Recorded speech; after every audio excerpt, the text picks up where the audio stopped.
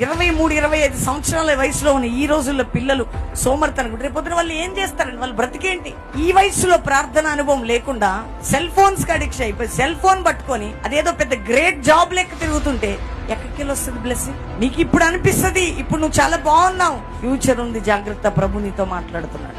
ఇప్పుడు నీకు ఏదో భిక్ష పెడుతున్నాడు దేవుడు, అది ఎప్పటికీ ఉంటదని అనుకోకు. నీ ప్రవర్తనని బట్టి నీ ఆశీర్వాదం ఉంటుంది. నీకు బాగుపడాలని ఉందా, చెడిపోవాలని ఉందా? నువ్వు చెడిపోవాలంటే ఎవరు నిన్ను బాగు చేయరు. బాగుపడాలంటే ఆజ్ఞ ప్రకారం బ్రతుకు.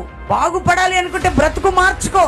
బాగుపడాలి అంటే దేవుని మాటను హృదయపూర్వకంగా బలవంతంగా స్వీకరించడం, బలవంతంగా ప్రార్థన చేయడం, బలవంతంగా ఆఫరింగ్ ఇవ్వడం, బలవంతంగా ఆరాధించడం. ఎందుక బ్లెస్సింగ్ ఎక్కడ ఉంటుంది చెప్పండి? నీ హృదయంలోకి దేవుని వాక్యం వచ్చిందనుకో, నువ్వు ఎంతగా ఆశీర్వదించబడతావు. ఎందుకంటే ఎప్పుడైతే ఆజ్ఞను అంగీకరిస్తావు, ఉపదేశాన్ని పెట్టుకుంటావు, అవే నీకు ఆరోగ్యము, దీర్ఘాయువును, సుఖ జీవనముతో గడు సంవత్సరాలు ఇస్తాయట.